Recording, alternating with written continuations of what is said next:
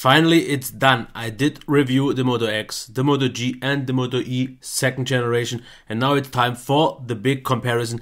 I won't this time for real go into all the details because that's what each review is there for, but I will give you the biggest differences, and I want to start off with the design and build quality. I think the most obvious thing is the size here.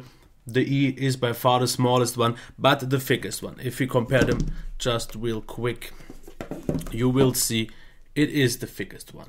But therefore it's still the best in hand one because it is just so small. If you compare the X to the G, they are quite similar actually, a little bit different in terms of length and in thickness. In just nominal thickness, it's just I think 0.5 millimeters, but since the X is way thinner on the sides than this one is, it feels definitely thicker, the G compared to the X. The X feels better in terms of thinness, but otherwise they feel quite nice both because they are still quite narrow. And I really wouldn't choose a real winner here. They feel both quite nice in hand. I would almost give it to the G here. But the overall winner for me, just because it is so small and compact, is this one. And almost in terms of build quality, because it has this nice matte plastic. And both other ones here have this kind of odd soft touch plastic. But on the X you have different backings if you want to. You can choose it yourself. So that's not really an option. In terms of the buttons, as you can see here, for me, of course, since you can see it, this button positioning on the E is the best one because it's, I think, the most natural size. And even the difference, the small difference compared to the G and the X, which is just a little bit, feels better on the G. It just felt more right here, but still good on all of them. So build quality on all of them three is well, very well, because all three are solid, especially here with the metal frame. They are all very ergonomically designed because they have this nice edge here, so they are all done great.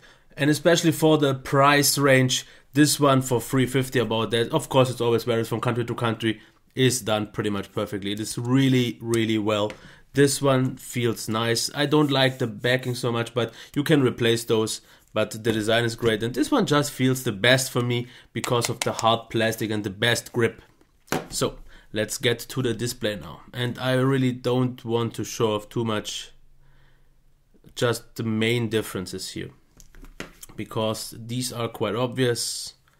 If we check this right now, in person the differences are way more obvious as they are maybe here on this video, and of course even the angle isn't the best one. But what is my winner here in terms of the display? Of course you would expect always the X to be the best one, but in terms of calibration and on the video it doesn't look maybe like this, but it's definitely the winner. This is the G for me. It has the perfect white balance, really nice. It is still sharp. The X and the E are a tad too yellow for me, and actually on this video again the yellow one looks reddish, so you notice the X still after all is more yellow than the E. And I said on my review I think the E is even more yellow, which it seems like on the video, I mean in real life, but that's maybe because the brightness. We have AMOLED here, and I did need more brightness here. So as you can see here, obviously the X is the most yellow one. If we check the colors real quick, because the blacks are solid on all, but of course the X has the best ones. The colors, for sure, they pop the most. Of course, this is, as you can see here, don't get a bit confused because of the camera angle, because here you can see the X pops definitely more, but it is also oversaturated. Same for on the E. Once you have the right angle, because it was like this, then it looks mute. But here, as you can see here, it is quite similar actually to the G, which has the best calibration even in terms of colors. I like the pop on the X, but I prefer the accuracy and still vivid colors of the X. So in terms of calibration, my winner would be this, and this is just great because of the amazing black and because of the resolution. Otherwise, for the price, this one offers actually the best quality in terms of quality. Now let's check the sound, and here differences are quite obvious. Give me a sec. It's a little bit hard to juggle with 3 devices at once, but okay. Let's start off with the X. The camera actually is just above here, so it's in the middle, so it should make a big difference.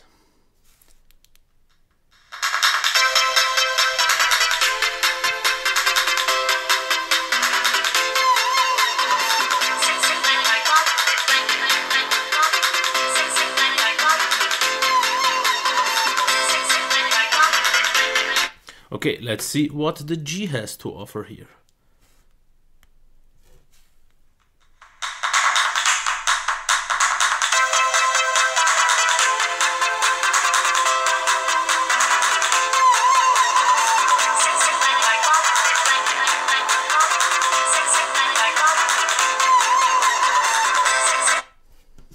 And now, what has the E to offer?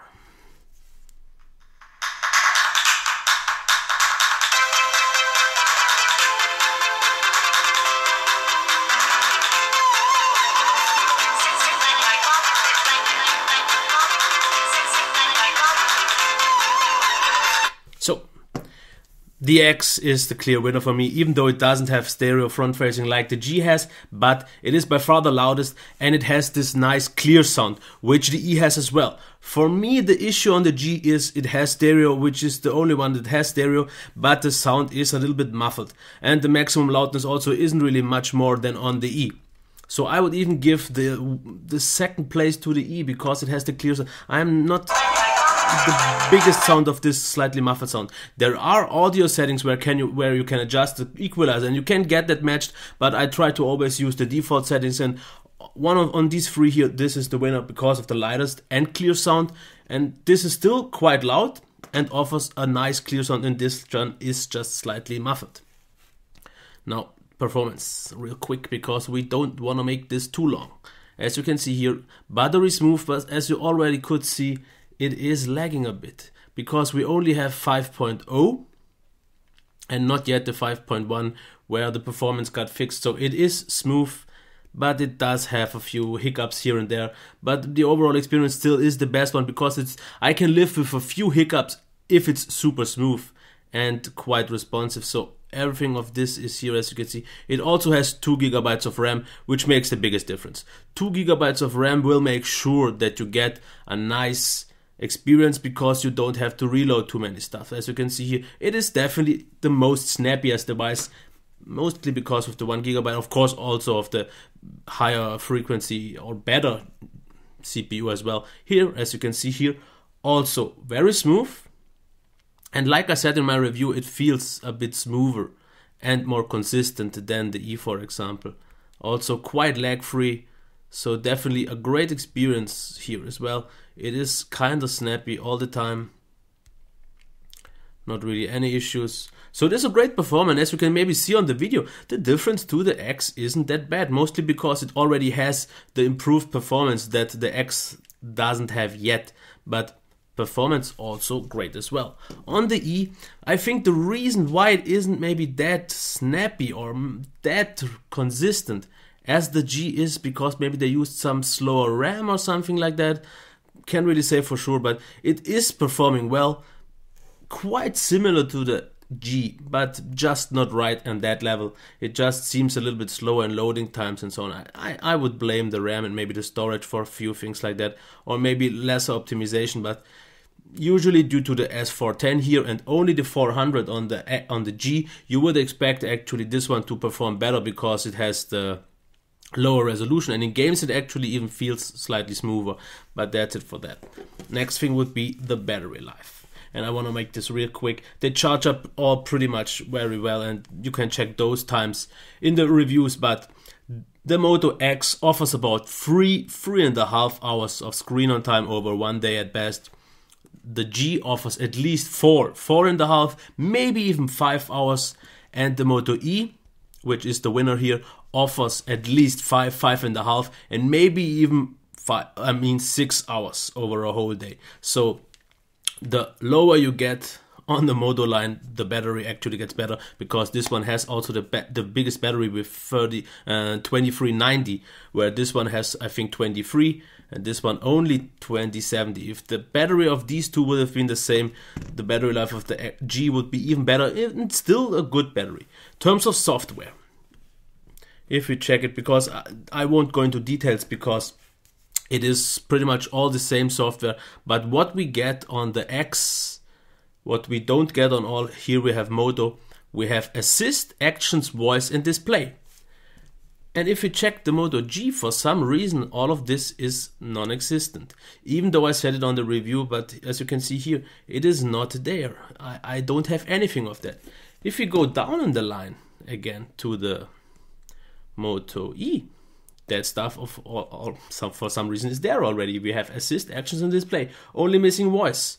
So if you want to get closer to the software experience of the X but pay less, then you can get it on the E, not on the G. I guess maybe with a customer or so you can get this as well. So right off the box you don't have it, but this doesn't have to mean a lot. Camera experience. Okay, here of course, the more you pay, the better it gets. It is good on the X, not phenomenal. It's still just the Motorola cam. They just don't offer the best with it. But the camera is good. But if you want to know more about it, check the reviews. It did a fine job, but definitely nothing really impressive, nothing to brag about, but good enough for social media, good enough to show it on screen to your friends and so on. No problems here at all. And the Moto G camera actually isn't that far off. It was good, of course, a little bit less sharp, a little bit less details, so just a little bit less of all of this. And the Moto E camera is quite a noticeable still level behind. Not as sharp, not as detailed.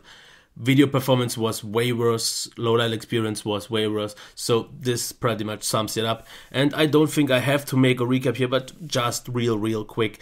Design and build quality, all are doing a great job for the price, and it's really the design that makes the Moto line really that specific, because they are ergonomically built really well, and I can't say it often enough. I like this design way more than I ever thought it would be, because it just feels so great in the hand. Especially the X feels very compact in the size for a 5.2 inch and very sturdy. The G almost is the least qualitative in my opinion, because this one just has the hard plastic back that I prefer so much. If there's a hard plastic back for the G available, then I would definitely go for that one. Displays. Yes, in overall I would give the win to the X, mostly because of the higher resolution, and the AMOLED just is quite a satisfying mainstream display. The best calibrated one is on the G, and yes, the low-res one on the E just isn't my cup of tea. Sound, the winner, definitely the Moto X. Very loud, very clear, and even though it's not stereo, it provides a good enough stereo effect. The Moto G, just a little bit too muffled and not really super loud, but loud enough, definitely it's okay. But the E, I would even give it a win, because it is the clearer one and pretty much the same volume. Performance, of course, the X wins, not maybe right now, because it is the laggiest experience from them all right now, but with 5.1, from what I heard, it is flawless again, smooth. The G and the E perform pretty much on the same level. I would just say this one has, I think, the slightly snappier responsiveness and so on. It just reacts a little bit further, but both are very smooth. Both do a great job, especially for this price. I didn't expect we would get ones to that level, where we aren't that far off from the flagships. And I would even say that just for the experience itself, the G is so close to the X that if it would have had 2 GB of RAM, the X would almost be annihilated.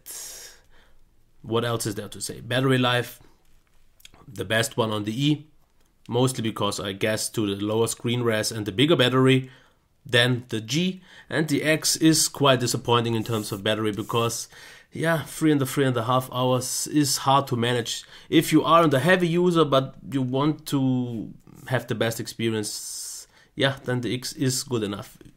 But you shouldn't be too far off from a charger. Software pretty much the same, with the X having a few less features for no reason that I know of. I think I've heard somewhere why it doesn't have, but it doesn't matter. Camera, the X has the best camera, but just between those three. From all the flagship, I think it is pretty much the weakest camera after all, but still good enough. The G, for the money you pay, you get a great camera, but just for the money you pay. If you consider it, there are, yeah, but in this price range, I don't think there are so much better ones. The only thing that I see, maybe a few Lumias could be killing this in terms of battery, in camera performance, but yeah, that's up for anyone to see. Yeah, and the E, I think in this price range you get quite a similar camera experience on all the ones. So this was my comparison. I hope it was condensed enough. It did take, after all, over 15 minutes, but for 3 devices it just takes a little bit more time. I think it was helpful enough. Let me know what you think, and I have to say my clear winner, just in terms of value, for sure the G, because it is so close to the X, but quite a bit off of the E, because these two are quite similarly priced, but you get still so much more on the G. The X, if you want a flagship, offers great values, but is not the best in any one. The E, very solid in all, doesn't really make any issues, any flaws. It does perform very well in this price range. Only thing is the screen and the camera. But this one is the golden middle, not just in terms of price, but as a whole. Okay, until next time, bye.